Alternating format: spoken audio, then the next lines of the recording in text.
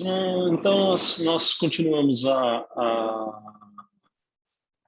uma próxima palestra dessa tarde no nosso webinar de jovens pesquisadores e pesquisadoras em EDP, em Matemática Aplicada. E a terceira palestra dessa tarde, com grande satisfação, que eu apresento a Bruna Sozzo, do Laboratório Nacional de Computação Científica. Bruna se graduou em Matemática, concluiu seu mestrado na Universidade Estadual de Londrina. Desde 2018 é estudante de doutoramento no LNCC, sob a direção do professor Jaime Rivera. Essa tarde a Bruna vai falar para a gente sobre the gravity class of the Euler-Bernoulli beam model. Looking forward. Por favor, Bruna, quando quiseres. Ok. Bom, boa tarde a todos. Muito obrigada pela introdução, professor Edgar. Eu gostaria primeiro de parabenizar, o professor, principalmente o professor Marcelo e o professor Juan por essa iniciativa, Como os meninos falaram nas palestras anteriores, é muito interessante poder ter essa oportunidade de estar apresentando aí um pouquinho sobre as nossas pesquisas, Bom, então, como o professor Edgar falou, hoje eu vou falar o trabalho que eu vou apresentar para vocês está intitulado Como a classe de Gebre para o modelo de viga de Euler-Bernoulli. Esse trabalho é o primeiro resultado do desenvolvimento da minha pesquisa, da minha tese de doutorado, junto com o professor Jaime Rivera, no programa de pós-graduação em modelagem computacional do LNCC. Então, aqui tem uma visão geral do meu trabalho.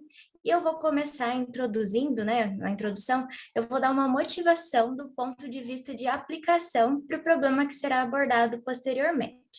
Então, eliminar ou diminuir efeitos de vibração em estruturas elásticas é um assunto bastante importante para a ciência de materiais. E aí, quando a gente fala em vibração, a viga é uma estrutura fundamental para a engenharia estrutural. E para ilustrar essa questão da viga, eu coloquei aqui a imagem de duas pontes, cujas geometrias são diferentes. Essas geometrias, elas não atuam apenas como design, Na maioria das estruturas, elas atuam também como uma espécie de mecanismo que dissipam energia, do sistema, ou seja, auxilia o sistema a voltar ao estado inicial à medida em que esse sistema sofre algum tipo de perturbação. Aí, além do tipo de estrutura, a maneira como essa estrutura, como essas estruturas elas estão localizadas também influencia no processo de supressão de vibração. Aqui a gente pode ver a imagem de algumas pontes, onde a gente tem alguns mecanismos dissipativos localizados de maneiras diferentes. E aí, uma vez que a gente localiza esses mecanismos, o que a gente tem? A gente passa a trabalhar, então, com um material, na verdade, uma estrutura que vai ser composta por mais de um tipo de material. Daí segue, então, uma motivação, para os trabalhos que a gente está desenvolvendo e o trabalho que eu vou apresentar aqui, Estudar o comportamento desses materiais, dessas estruturas com materiais heterogêneos. Mas antes de ir para o problema, apresentar o modelo que a gente trabalhou aqui, eu vou fazer uma introdução, gastar alguns minutinhos falando da teoria de semigrupos, porque eu acredito que nem todos aqui já utilizaram essa ferramenta, e como eu vou falar de alguns tipos de semigrupo, então antes eu vou falar o que é um semigrupo, tá? Então, um exemplo rapidinho, só para ilustrar essa questão. O que é o semigrupo? O que é essa teoria de semigrupos? Bom, essa teoria ela nos permite transformar um problema de valor inicial de contorno, como vocês podem ver aqui é um exemplo da equação da viga de Euler-Bernoulli com um mecanismo dissipativo friccional ou fraco, como alguns costumam falar. A gente transforma, faz algumas considerações nesse problema de evolução e transforma esse problema em um problema de valor inicial apenas. E aí, esse problema de valor inicial, a gente tem que a solução dele possui essa característica, onde esse termo destacado, essa exponencial, é que a gente chama de semigrupo. E, à medida, então, o que nós temos que a teoria de semigrupos nos diz? Conforme você vai estudando propriedades para essa exponencial, para esse semigrupo, a gente vai também sabendo, propriedades caracterizando a solução do nosso problema de evolução. Outra questão que eu gostaria de gastar um minuto aqui é para explicar sobre a classe de Gebre, que, como o título do meu trabalho dizia, O que é a classe de Gebre? A classe de Gebre é um assunto pouco explorado na literatura, então eu vou falar aqui um pouquinho sobre ela. Bom, uma função que é infinitamente diferenciável, mas que quando a gente escreve essa função em série de potência, essa série não converge, a gente chama de uma função que é uma função na classe de Gebre. Essa noção de classe de Gebre também é como se fosse uma estimativa, né, de divergência, o quanto essa nossa série vai divergir. Aqui eu coloquei um exemplo, esse exemplo é bastante utilizado nos livros de análise funcional, quando o autor está querendo dar exemplo de uma função infinitamente diferenciada. Essa função, além de ser infinitamente diferenciável, qual é a outra característica dela? Quando a gente escreve ela em série de potência, essa série é uma série que diverge e tem uma divergência que a gente chama de classe 1 mais 1 sobre gama. Então, essa é uma função, é um exemplo de função que está na classe de Gebre 1 mais 1 sobre gama. Como o trabalho que vai ser abordado aqui vai ser, né, a gente vai utilizar a teoria de semigrupos, então, o que é um semigrupo que está na classe de Gebre? Então, a gente tem essa definição, né, onde a gente define um semigrupo na classe de Gebre, e o teorema 2, que caracteriza um semigrupo na classe de Gebre, que é um teorema importante, que é o teorema que a gente vai utilizar na prática para mostrar, né, depois, ao longo da minha apresentação, eu vou mostrar que o semigrupo associado ao nosso problema é um semigrupo que está na classe de Gebre. Bom, aqui esse slide eu coloquei só com o objetivo de localizar, então, né, a classe de Gebre, tá? Então, observe que aqui eu tenho um diagraminha onde a gente tem, né, que eu coloquei destacado aqui o semigrupo na classe de Gebre. Mas antes disso, né, um resultado mais forte que a gente tem em relação aqui dos semigrupos, né, as características dos semigrupos, é a analiticidade, tá? Então, o que é um semigrupo ser analítico? Se a gente tem que um semigrupo associado a um problema analítico, significa que a solução daquele problema possui uma propriedade de regularização, que é a propriedade onde a gente chega aqui para qualquer dado inicial que a gente tiver no espaço de fase, a gente vai ter uma solução extremamente regular, ou seja, infinitamente diferenciável, e quando a gente escreve essa solução em série de potência, a série converge. Aí, quando que um semigrupo é um semigrupo na classe de Gebre? Bom, se a gente mostrar que um semigrupo, né, associado ao nosso problema está na classe de Gebre, ele é um problema, né, a solução do nosso problema vai ter também essa questão da regularização, mas quando a gente escreve em série de potência, essa série ela vai divergir, tá? E aí, quando a gente tem, então, um semigrupo que está em alguma classe de Gebre, né, a gente tem a diferenciabilidade. E a diferenciabilidade de um semigrupo implica em propriedades importantes, né? Essa que eu já falei, né, que é a propriedade de regularização. Outra propriedade é uma propriedade de estabilidade linear, que está relacionado com a taxa de decaimento ótima do nosso problema. A taxa de decaimento ótima do problema, né, que é dada pelo tipo do semigrupo, se a gente mostrar que essa propriedade aqui ela é válida, né, para o nosso semigrupo, então significa que a taxa, né, de decaimento ótima do nosso problema vai passar a ser a cota superior do espectro. Então, é uma propriedade bastante interessante. E, né, por fim, uma outra propriedade interessante é que se a gente mostrar que o semigrupo, né, associado ao nosso problema é diferenciável, a gente tem também a estabilidade exponencial. Bom, então, uma vez introduzidos esses conceitos, agora a gente vai para o problema, tá? Então, eu vou apresentar o problema que a gente trabalhou.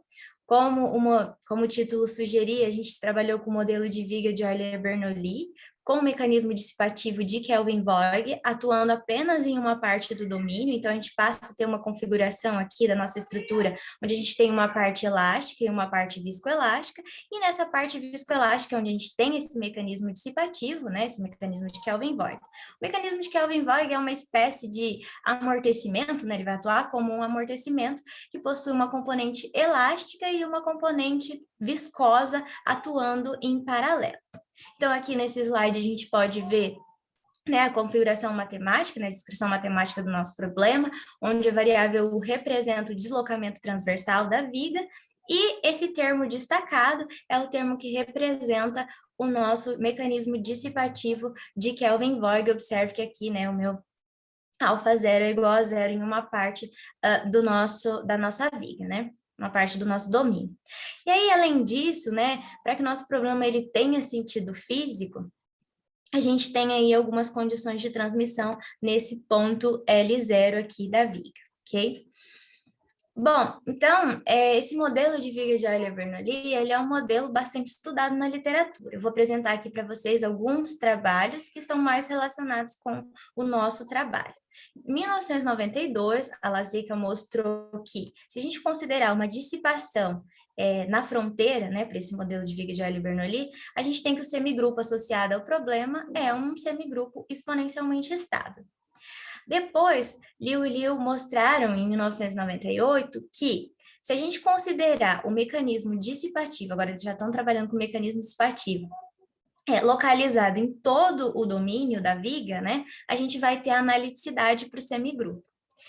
E, ainda em 1998, Liu e outros autores localizaram, então, esse mecanismo dissipativo, né, na estrutura, mecanismo dissipativo de Kelvin-Voigt, e eles mostraram que o semigrupo associado a esse problema era um semigrupo que não era analítico, mas eles não falaram nada a respeito da diferenciabilidade ou classe de Gevrey do problema. E é isso que a gente vai abordar aqui, tá? Então, como eu havia dito, a gente utiliza a teoria de semigrupos, mas para isso a gente faz algumas considerações, né? A gente faz algumas considerações no nosso problema de evolução. Chega nesse sistema, a gente escolhe um espaço de fase, uma vez escolhido o espaço de fase, a gente calcula o domínio do operador, e ainda, né, além disso, associado ao nosso espaço de fase, a gente tem aqui uma norma. Bom, então, o que a gente mostrou? Para aquele teorema que eu apresentei para vocês anteriormente, né, basta mostrar que a desigualdade da esquerda ela é satisfeita, que é equivalente a mostrar essa desigualdade da direita, que é com ela que a gente trabalha. Então, a gente vai mostrar que o nosso semigrupo, né, é um semigrupo na classe de Gevrey 8, devido a esse expoente 1/8.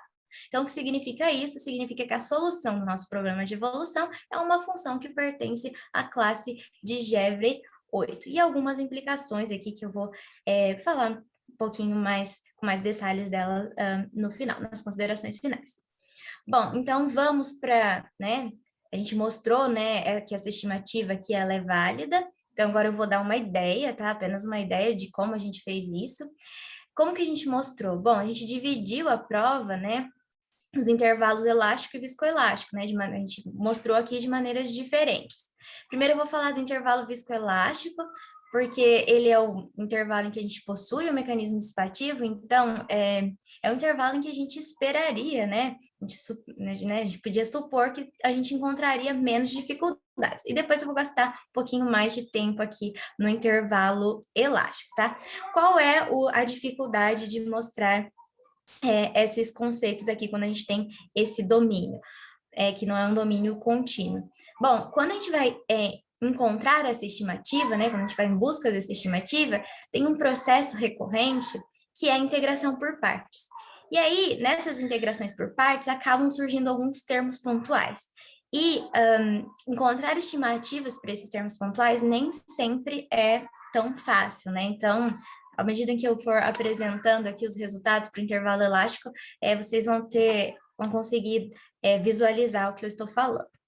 Bom, então, antes de começar a ideia da prova, aqui a gente tem, então, os nossos sistemas resolventes, são os sistemas que a gente vai utilizar, a energia pontual e as energias definidas em cada um dos nossos intervalos.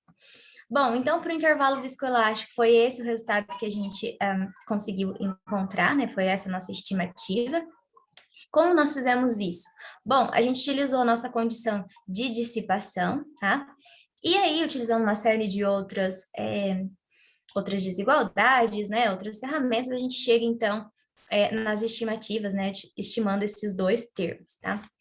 Como eu havia dito, eu vou gastar um tempinho a mais aqui na parte elástica, tá? Que é a parte em que deu mais trabalho, né? Porque é onde a gente não tem um mecanismo dissipativo. Essa parte elástica ela é dividida entre um lema da observabilidade e um lema da energia pontual, mas antes de mostrar esses lemas, eu vou apresentar alguns lemas auxiliares que a gente desenvolveu, né? Ao longo da estimativa. E esses lemas auxiliares são os lemas em que vão aí são fundamentais para conseguir as estimativas desses dois lemas principais, tá? Então, o primeiro lema é um lema onde a gente tem, né, uma limitação aqui da derivada segunda da nossa função u em zero pela terceira derivada em zero, tá? Então, como que a gente fez para encontrar essa limitação, essa estimativa? Bom, a gente teve que resolver, né, encontrar uma solução particular para esse problema 5. Aí a gente conseguiu, então, essa estimativa.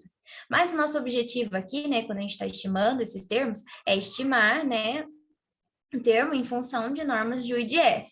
Então, uma vez que a gente tem, então, esse termo estimado aqui, né, um termo majorado pela terceira derivada, então a gente encontrou também uma estimativa aí para a terceira derivada em zero. E essa terceira derivada em zero, a gente conseguiu estimar ela em termos das normas de U e de F. Como a gente faz isso? Bom, a gente utilizou, então, fizemos um produto interno entre a segunda equação do nosso sistema resolvente e a terceira derivada em U. A gente chega, então, nessa equação que vocês estão vendo. Nessa equação, a gente integra por partes, faz uma série de, né, utiliza vários outros resultados, né, de análise funcional, e aí a gente chega, então, na estimativa aqui do nosso lema assim. Um outro termo, né, outros termos pontuais que foram um pouco problemáticos, né, na medida que a gente foi desenvolvendo essas estimativas, eram a segunda e a terceira derivada da nossa função U em L0. A gente não conseguiu nenhuma estimativa para esses termos no intervalo elástico. Então, o que a gente fez? A gente passou para o intervalo viscoelástico, né, utilizando as condições de transmissão do problema. Lá no intervalo viscoelástico, a gente conseguiu a nossa estimativa, e aí, né, uma vez que a gente tem a igualdade aqui, a gente conseguiu, então, uma estimativa em termos das normas de U e de F para essas duas, né, para esses dois termos pontuais. Então, esses aqui são os lemas em que a gente gostaria de dar destaque, que a gente teve um pouquinho mais de dificuldade na hora das estimativas, mas é claro que ao longo do trabalho a gente tivemos que encontrar estimativas para muitos outros termos.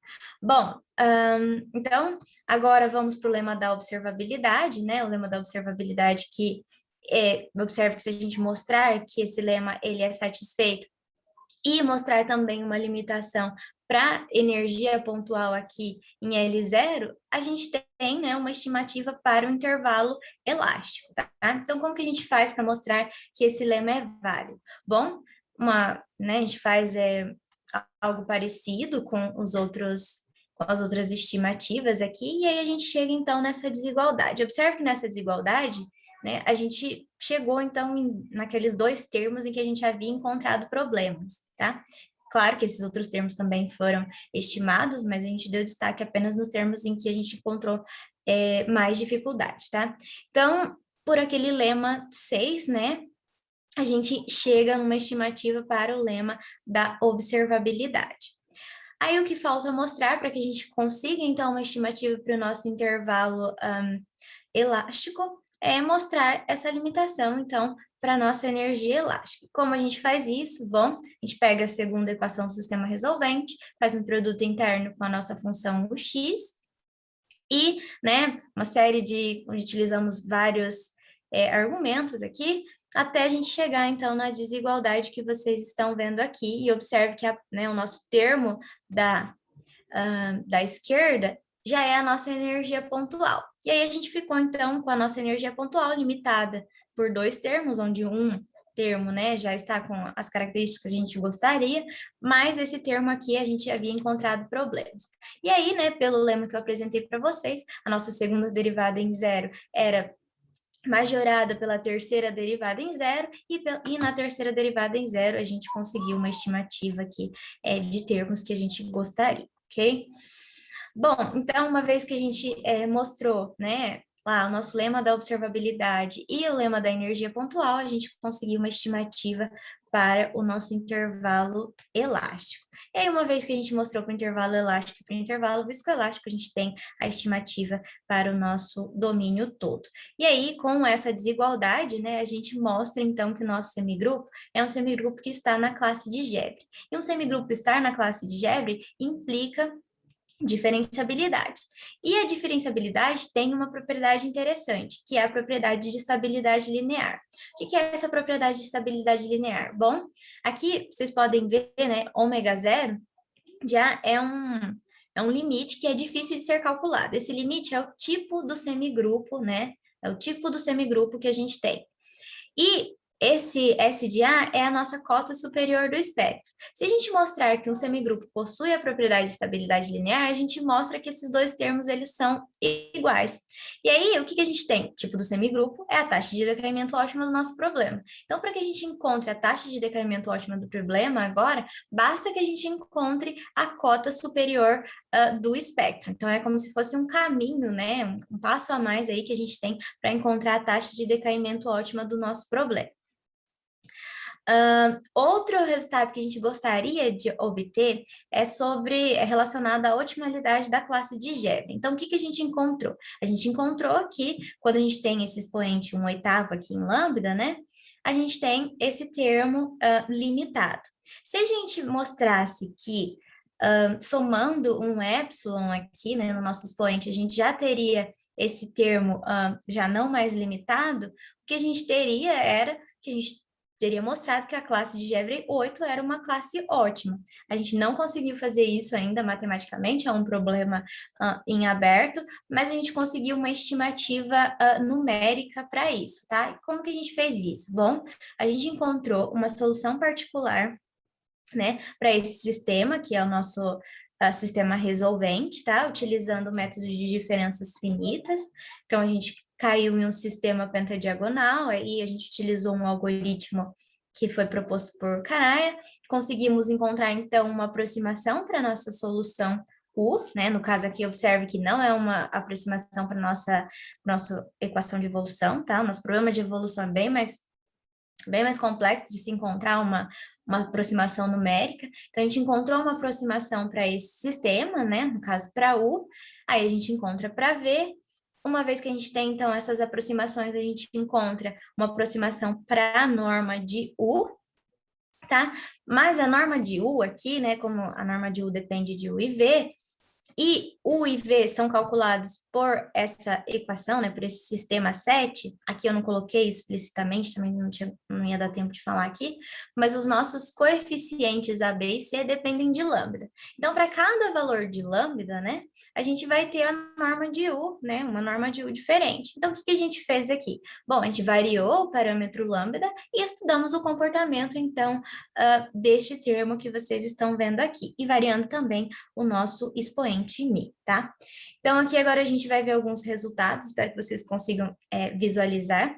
Aqui, observe que a gente tem dois gráficos, um é como se fosse um zoom do outro, né? Só coloquei aqui de 200, lambda variando de 200 a 300, para que a gente pudesse entender, né, perceber melhor o comportamento da solução conforme o lambda vai crescendo. Então, quando a gente considerou mi igual a zero, ou seja, a gente vai estar analisando apenas a norma de U, a gente vê que a norma de U, ela se mantém limitada. Depois, quando a gente varia aqui, né, utiliza o nosso mi igual a 1/8, justamente o resultado que a gente encontrou, né, à medida que o lambda cresce, a gente vai ter ainda a nossa limitação. Aí, a partir do momento, então, que a gente aumentou um pouquinho esse valor aqui, no caso, a gente também considerou valores entre 1/8 e meio, mas aqui eu coloquei um meio que a gente consegue analisar melhor até o comportamento, né, uma visualização melhor. Mas quando a gente aumenta, né, o nosso mi, né, aumenta um pouquinho o nosso 1/8, o que acontece é que nesse primeiro gráfico a gente não consegue perceber direito o comportamento, mas observe que no segundo gráfico a gente já está tendo esse termo que não é mais, já não está mais limitado. E para quando a gente considera aqui mi igual a 1, né, a gente já consegue ver esse comportamento até no primeiro gráfico. Então, o que a gente conclui disso? Bom, isso é como se fosse uma conjectura numérica e que nos faz acreditar que a classe de Gebre que a gente encontrou é a classe ótima. No entanto, né, como eu havia dito, provar matematicamente ainda é um problema em aberto, tá? Bom, era isso que eu gostaria de falar, então agora algumas considerações finais, né, sobre a contribuição desse trabalho. Como eu havia dito, ele é o primeiro trabalho que a gente desenvolveu, né, da minha pesquisa, a gente está já com outros modelos, todos nesse sentido de, né, localizando ali mecanismos dissipativos em estruturas de vibração e estudando o comportamento, né, a partir daí utilizando a teoria de semigrupos, estudando o comportamento da solução deles. Nesse trabalho, né, o que a gente pode, né, concluir. O que a gente concluiu? Bom, a gente mostrou que o nosso semigrupo é um semigrupo que está na classe de Gevrey, ou seja, um semigrupo estar na classe de Gevrey significa que ele é um semigrupo exponencialmente estável, então o nosso sistema ele vai se estabilizar de maneira bem rápida, independente da nossa condição inicial, né? No caso, se a gente tomar qualquer condição inicial no espaço de fase, a nossa solução ela é uma solução C mais infinito, né? Ou seja, uma solução extremamente regular, porque a classe de Gevrey, né, do nosso problema implica na diferenciabilidade. Além disso, a gente tem aquele critério, né, que agora para a gente encontrar a taxa de decaimento ótima do problema, basta que a gente encontre a cota superior do espectro. E, né, apesar de a série de potência associada, a solução do nosso problema de evolução ser uma série que não convergir, né, a gente tem uma série que diverge, a gente encontrou uma ordem para essa série, que é, né, a gente chama de classe de Gevrey de ordem 8. Algo que a gente tem que tomar cuidado também, né, que a gente pode concluir a partir desse trabalho, é quando a gente vai encontrar uma solução numérica, né, uma aproximação numérica para o problema de evolução, uma vez que a série de potência associada ele é uma série que não converge, então a gente tem que tomar um pouquinho de cuidado. Para o problema de evolução, né, a gente está com um trabalho bastante interessante, que eu não coloquei aqui, não ia dar tempo de falar, mas a gente está com um trabalho interessante que é encontrar uma aproximação numérica utilizando redes neurais. Isso é um trabalho que está em parceria com um amigo meu lá do laboratório, porque as teorias de semigrupos a teoria de diferenças finitas e elementos finitos é uma teoria que a gente encontra aí um pouco de problema, porque o modelo é um pouco complexo para ser trabalhado do ponto de vista numérico. Então, a gente está utilizando aí já essas características que a gente encontrou do problema para tanto testar o método que ele está desenvolvendo e aí testar também se essas características, né, que a gente encontrou para a solução são realmente interessantes. Bom, era isso que eu gostaria de apresentar aqui, né? Novamente, obrigada a todos, obrigada pela atenção, e eu fico aí aberta a dúvidas ou qualquer comentário que vocês tiverem. Muito obrigado, Bruna. Excelente, excelente palestra, muito profissional. Parabéns. Há perguntas na audiência, questões, comentários, perguntas à Bruna?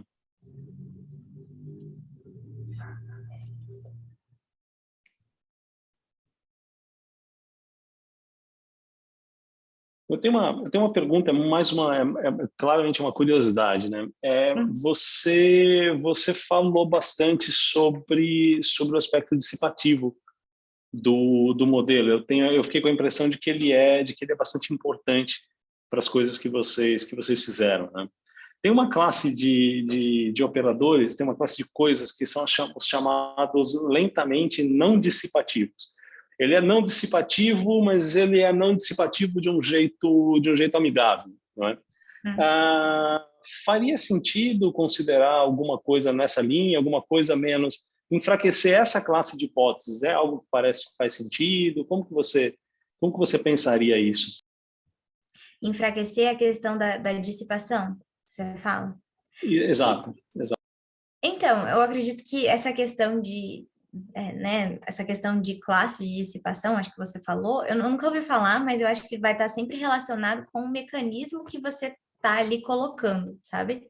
Você está, como eu havia dito no início, né, a gente tem que, além do tipo de mecanismo, a maneira como a gente localiza, ele também influencia. Então, acho que para cada problema, né, para você estudar essa questão de dissipação, você teria que ver qual é o seu tipo de mecanismo, né, e qual é a atuação que ele vai estar tendo ali no seu problema e fazer todo esse estudo, né, talvez esse estudo que a gente fez ou alguma outra coisa relacionada à característica da solução do problema também.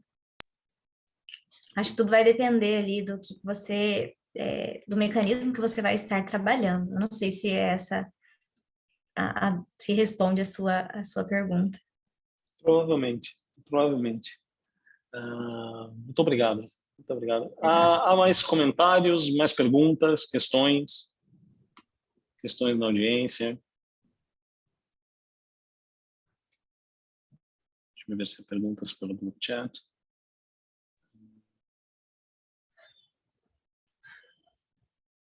Excelente. Bom, então, se não há mais perguntas, a gente agradece a Bruna uma vez mais. Muito obrigado pela excelente palestra. E a gente dá continuidade à sessão desta tarde com o próximo palestrante, que deve estar por aqui, que é